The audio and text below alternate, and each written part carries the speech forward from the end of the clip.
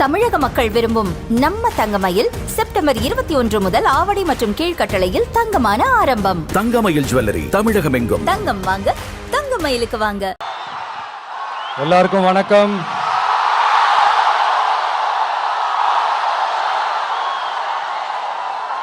எல்லாரும் எப்படி இருக்கீங்க? சாப்பிட்டீங்களா?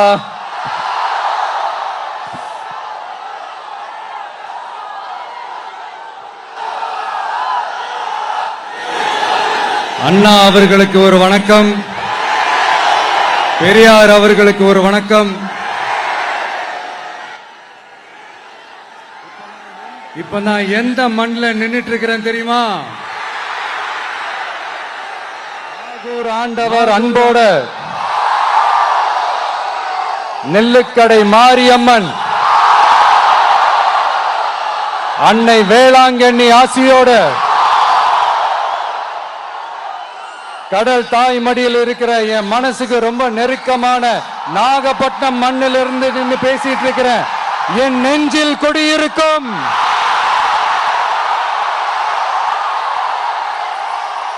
உங்கள் அனைவருக்கும்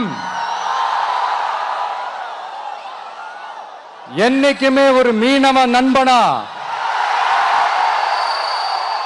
இருக்கிற இந்த விஜயோட அன்பு வணக்கங்கள். இந்த கப்பல் இருந்து வந்து இறங்குற இந்த பொருட்களை எல்லாம் விற்கிறதுக்காக அந்த காலத்துல அந்தி கடையெல்லாம் நாகப்பட்டினத்தில் இருக்கும்னு கேள்விப்பட்டிருக்கிறேன். மீன் பிடிக்கிற தொழில், மற்ற தொழில்கள், இந்த விவசாயம், எந்த பக்கம் திரும்பினாலும் எப்படி பார்த்தாலும் உழைக்கிற மக்கள் இருக்கிற ஊர் தான் நம்ம நாகப்பட்டினம் ஊர். மத வேறுபாடே இல்லாத, அனைவருக்கும் பிடித்து போன, மத சார்பின்மைக்கு எடுத்துக்காட்டாக வாழ்ற உங்கள் அனைவருக்கும் மீண்டும் என்னுடைய சிரம் தாழ்ந்த ஸ்பெஷல் வணக்கங்கள். இந்த தமிழ்நாட்டில்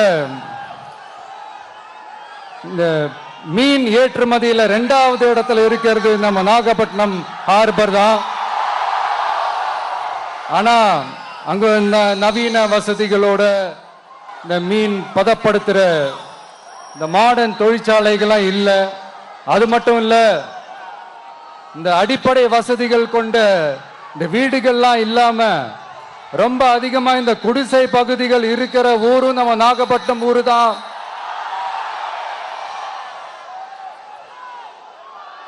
இந்த முன்னேற்றத்திற்கெல்லாம் எங்கள் ஆட்சி தான் சாட்சி. அப்படி இப்படின்ட்டு இந்த அடுக்குமொழியில பேசி அது நம்ம கேட்டு காதுல இருந்து ரத்தம் வந்ததான் மிச்சம். இவங்க ஆண்டது பத்தாதா? இப்படி தவிக்கிறாங்களே நம்ம மக்கள், அது பத்தாதா?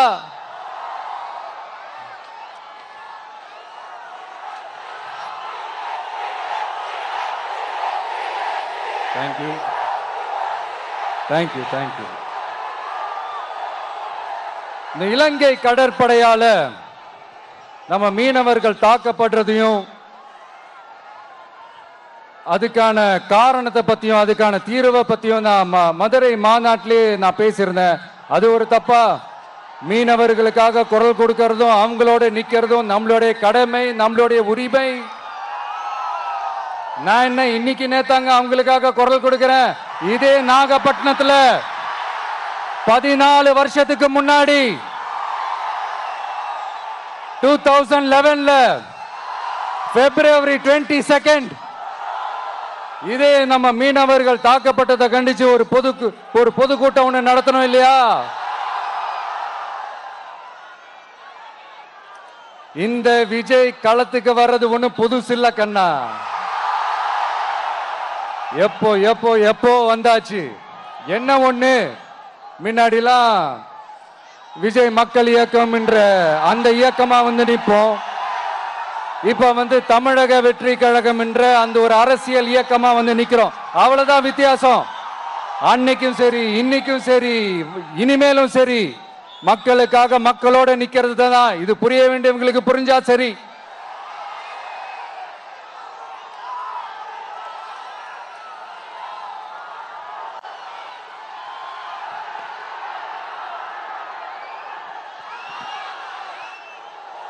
மீனவர்களுக்காக குரல் கொடுக்கிற இதே சமயத்துல நம்ம தொப்புள் கொடி உறவுகளான ஈழத் தமிழர்கள், அவங்க இலங்கையில் இருந்தாலும் உலகத்துல எந்த மூலையில இருந்தாலும் தாய்ப்பாசம் காட்டின தலைவனை இழந்து தவிக்கிற அவங்களுக்காகவும் குரல் கொடுக்கிறது, அவங்களுக்காகவும் நிக்கிறது நம்மளோட கடமை இல்லையா? மீனவர்களோட உயிர் எந்த அளவுக்கு முக்கியமோ அந்த அளவுக்கு ஈழத் தமிழர்களோட அவங்களுடைய கனவுகளும் அவங்களுடைய வாழ்க்கையும் நமக்கு ரொம்ப ரொம்ப முக்கியம்.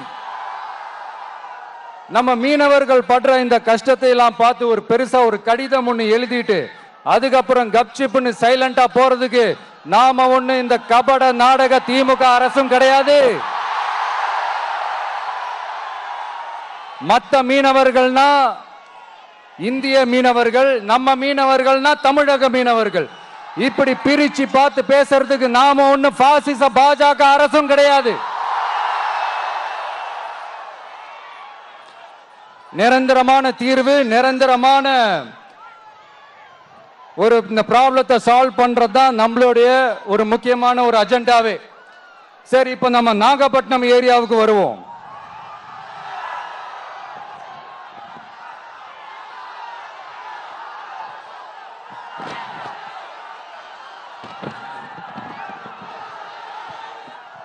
இங்க இருக்கிற மண் வளத்தை பாதிக்கிற இறால் பண்ணைகளை முறைப்படுத்தணும்.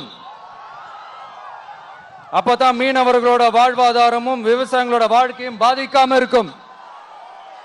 கடலோர கிராமங்கள்ல மீன் அரிப்புல இருந்து பாதுகாக்கிற அலையாத்தி காடுகளை அழிக்கிறத பத்தி தடுத்து நிறுத்தி அதுக்கு ஒரு வழி பண்ண வேண்டிய அரசாங்கத்துக்கு இதை விட ஒரு முக்கியமான ஒரு வேலை ஒண்ணு இருக்கு. அது என்ன தெரியுமா? சொந்த குடும்பத்தோட வளர்ச்சியும் சொந்த குடும்பத்தோட சுயநலமும் தான் அந்த முக்கியமான வேலை. இங்க இருக்கிற மக்களுக்கு குடிக்க தண்ணி இல்லாம தவிக்கிறாங்க. அதுக்கு தீர்வா காவிரி தண்ணியை கொண்டு வரலாம், மக்களோட தாகத்தை தீர்க்க. கொண்டு வந்தாங்களா? இவ்வளவு பாரம்பரிய கடல் சார்ந்த ஊர்ல ஒரு கவர்மெண்ட் மெரைன் காலேஜ் ஒன்னு கொண்டு வரலாம். கொண்டு வந்தாங்களா? மீன் சம்பந்தமான எந்த தொழிற்சாலையும் அமைக்கல. அமைச்சாங்களா? அட்லீஸ்ட் நிறைய பேருக்கு வேலை வாய்ப்பு கிடைக்கிற மாதிரி தொழில் வளர்த்தியாவது பெருக்கலாம், அதையாவது செஞ்சாங்களா? ஆனா ஒவ்வொரு டைமும் வெளிநாட்டுக்கு டூர் போயிட்டு வர்றப்பெல்லாம் அத்தனை கோடி முதலீடு, இத்தனை கோடி முதலீடுன்னு சிஎம் அவர்கள் சிரிச்சுக்கிட்டே சொல்லுவாரு. சிஎம் சார், மனசை தொட்டு சொல்லுங்க, வெளிநாட்டு முதலீடா இல்ல வெளிநாட்டுல முதலீடா? ஒட்டுமொத்த தமிழ்நாட்டுக்கும் முதலீடா இல்ல உங்க குடும்பத்தோட முதலீடு வெளிநாட்டுக்கு போகுதா? வேளாங்கண்ணி, நாகூர், கோடியக்கரைன்னு இங்க இருக்கிற டூரிஸ்ட் பிளேஸ் எல்லாம் கொஞ்சம் நல்லா டெவலப் பண்ணலாம். பண்ண என்ன குறைஞ்சா போயிடுவீங்க? வேதாரண்யம் பகுதியில் உப்பு ஏற்றுமதி செய்யறதுக்கு வசதியை செஞ்சு கொடுக்கலாம். செஞ்சாங்களா? நாகூர் ஆண்டவர் அரசு மருத்துவமனையில பிரசவம் பார்க்கிற டாக்டரே இல்லையா? நாகப்பட்டினம் புது பஸ் ஸ்டாண்டையாவது சுத்தமா சுகாதாரமா வச்சுக்கிறாங்களா? நாகப்பட்டினம் ரயில்வே ஸ்டேஷன் வேலைகளை சீக்கிரமா முடிச்சு வைக்கலாம், அதையாவது செஞ்சாங்களா? இங்க ஏற்கனவே இருந்த ஸ்டீல் ரோலிங் மில்லையும் ரயில் பெட்டி தயாரிக்கிற தொழிற்சாலை மூடிட்டாங்க. அத மறுபடியும் திறந்தா நிறைய பேருக்கு வேலை வாய்ப்புகள் கிடைக்கும். ஏன் அதை பத்தி யோசிக்கல? மேலக்கோட்டை வாசல் NH மேம்பாலம் கட்டி 50 வருஷம் ஆச்சு. அது சரியா மேம்படுத்தலாம், அதை செஞ்சாங்களா? Thanjavur to Nagapattinam NH road வேலை பல வருஷமா நடக்குது, இன்னும் முடிச்ச பாடே காணும். அதை வேகப்படுத்தி முடிச்சிருக்கலாம், அதையாவது செஞ்சாங்களா? ரொம்ப முக்கியமா நெல்லு மூட்டையெல்லாம் மழை காலத்துல வெள்ளத்துல நனைஞ்சு நம்ம விவசாயிங்க எவ்வளவு வேதனைப்படுறாங்க. அதுக்கு சரியான ஒரு குடவுன் கட்டி தரலாம். அதையாவது கட்டி தந்தாங்களா? எலெக்ஷனுக்கு முன்னாடி திமுக காரங்க வந்து செய்வோம் செய்வோம் செய்வோம் செய்வோம்னு சொன்னாங்களே, செஞ்சாங்களா? இதெல்லாம் எதுவுமே செய்யாம எல்லாத்தையும் செஞ்ச மாதிரியே அதையும் பெரியமையா வேற சொல்லுவாங்க இவங்க. நான் வந்து போன வாரம் திருச்சிக்கும் அரியலூர் மாவட்டத்துக்கும் போய் நம்ம மக்களை சந்திக்க போயிருந்தேன். அப்போ பெரம்பலூரும் போக வேண்டியது. அங்க சில ரூல்ஸ் அண்ட் ரெகுலேஷன்ஸ், ஒரு கட்டத்துக்கு அப்புறம் இந்த பஸ்ஸே மூவ் ஆகல. அதுக்கப்புறம் அதை தாண்டி ஒரு டைமுக்கு மேல பேசுறது, சரி அதெல்லாம் விடுங்க. இந்த நேரத்தில் பெரம்பலூர் பகுதி மக்களுக்கு நான் மன்னிப்பு கேட்டுக்கிறேன். சீக்கிரமாவே உங்களை தேடி நான் வருவேன் ஃபார் ஷுவர். நம்ம வந்து இந்த டூர் பிளான், இந்த ஷெட்யூல் போட்டதுக்கு அப்புறம் அது என்னப்பா சனிக்கிழமை சனிக்கிழமை சனிக்கிழமை அப்படின்னு ஒன்று ஸ்டார்ட் ஆச்சு. அது ஒன்றும் இல்லை, உங்க எல்லாரையும் வந்து பார்க்கும்போது உங்களுக்கு எந்த விதமான டிஸ்டர்பன்ஸும் இருந்துடக்கூடாது. முக்கியமா உங்களுடைய வேலைகளுக்கு எந்த விதமான டிஸ்டர்பன்ஸும் இருந்துடக்கூடாது அப்படின்ற ஒரே காரணத்துக்காக தான் இப்படி வீக்கெண்டா பார்த்து இப்படி இந்த பிளானை ஷெட்யூல் பண்ணோம். லீவு நாட்கள்ல ஓய்வு நாட்கள்ல வரணும்ன்றதான் அந்த எண்ணமே. அது மட்டும் இல்ல, அரசியல்ல சில பேருக்கு நம்ம ஓய்வும் கொடுக்கணும் இல்லையா? அதனாலதான் இந்த ஓய்வு நாட்களா பார்த்து இப்படி செலக்ட் பண்ணோம். சரி, இப்போ நம்ம மக்களை சந்திக்கிறதுக்கு, நம்ம சொந்தங்களை சந்திக்கிறதுக்கு எத்தனை கட்டுப்பாடுங்க. அந்த இடத்துல பர்மிஷன் இல்ல, இந்த இடத்துல பர்மிஷன் இல்ல.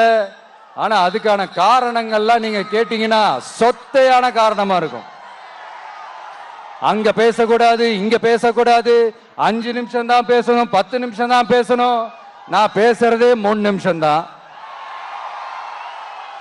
அதுலயும் அது பேசக்கூடாது, இதை பேசக்கூடாதுன்னு சொன்னா அப்புறம் தான் எதை தான் பேசுறது. அரியலூர்ல போனப்போ நான் கரெக்டா அந்த ஊருக்கு போறதுக்கு முன்னாடி ஒரு அந்த ஏரியாலேயே அந்த பவர் கட்டு. அப்புறம் நான் திருச்சிக்கு போய் நான் பேச ஆரம்பிச்சதுக்கு அப்புறம் அந்த ஸ்பீக்கருக்கு போற அந்த வயரு கட்டு. இல்ல, நான் தெரியாம தான் கேட்கிறேன் சிஎம் சார். ஃபார் எக்ஸாம்பிள், இப்போ ஒரு ஆர்எஸ்எஸ் தலைவர் இங்க வராருன்னு வச்சுக்கோங்க, இல்ல நம்ம பிரதமர் மோடிஜி அவர்களோ இல்ல உள்துறை அமைச்சரோ இங்க வராருன்னு வச்சுக்கோங்க. இந்த மாதிரி கண்டிஷன்ஸ்லாம் போடுவீங்க, இந்த மாதிரி பவர் கட் பண்ணுவீங்க, இந்த மாதிரி வயர் கட் பண்ணுவீங்க. கொஞ்சம் கட் பண்ணி தான் பாருங்களேன். முடியாதுல, பேஸ்மெண்ட் அதிரும்ல. நீங்க தான் மறைமுக உறவுக்காரர்களாச்சே. இதாவது பரவாயில்லைங்க.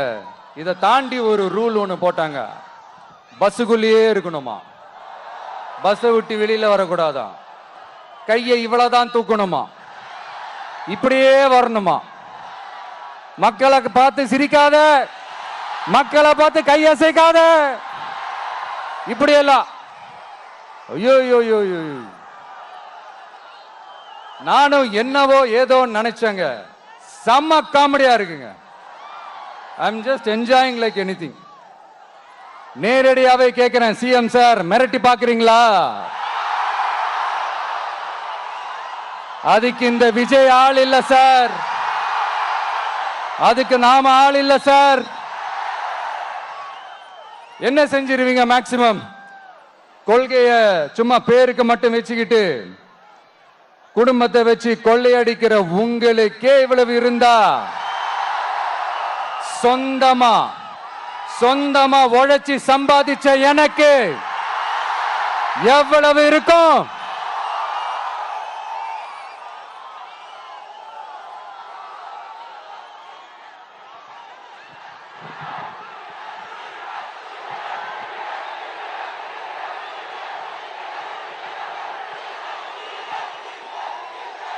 தேங்க்யூ நண்பா.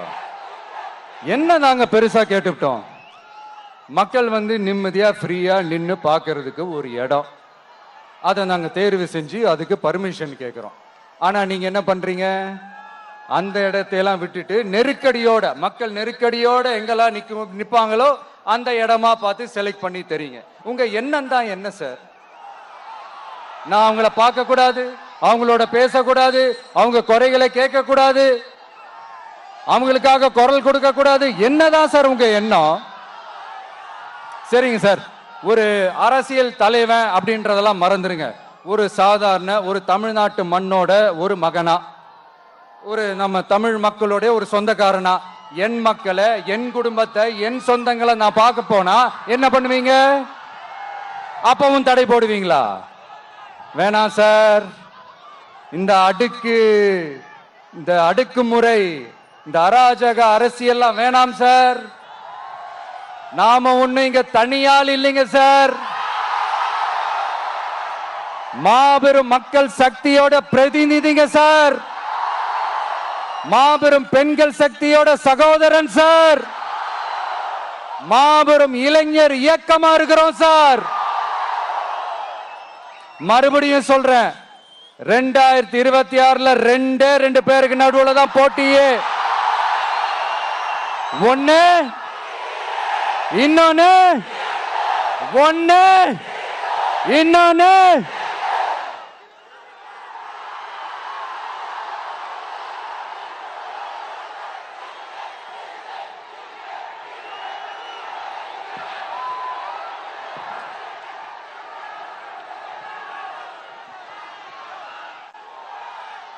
இந்த பூச்சாண்டி வேலையெல்லாம் காட்டுறதை விட்டுட்டு தில்லா கெத்தா நேர்மையா எலெக்ஷனை சந்திக்க வாங்க சார். பார்த்துடலாம் சார். கொள்கையை பேருக்கு மட்டும் வச்சுக்கிட்டு குடும்பத்தை வச்சு தமிழ்நாட்டை கொள்ளையடிக்கிற நீங்களா, இல்ல தமிழ்நாட்டில் இருக்கிற ஒவ்வொரு வீட்டுக்குள்ளேயும் ஒருத்தனா இருக்கிற நானா, இந்த விஜயா? பார்த்துடலாம் சார். இனிமேலும் இந்த தடைகள்லாம் போட்டீங்கன்னா நான் நேரடியா மக்கள்கிட்டயே பர்மிஷன் கேட்டுருவேன். மக்களே நீங்க சொல்லுங்க, நான் உங்களை பார்க்க வரக்கூடாதா? நான் உங்களோட பேசக்கூடாதா? உங்க குறைகளை நான் கேட்க கூடாதா? உங்களுக்காக நான் குரல் கொடுக்க கூடாதா? இப்படி நமக்கு தடையா போடுறாங்களே, இந்த திமுக அரசு மறுபடியும் ஆட்சிக்கு வரணுமா? உங்க நல்லதுக்காக நம்ம உங்க டிவிக்கு ஆட்சி அமையணுமா? சத்தமா சத்தமா கேட்டுச்சா மை டியர்?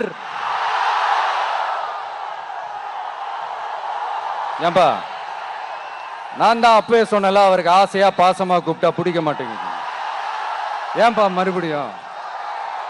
கேட்டுச்சா சிஎம் சார்?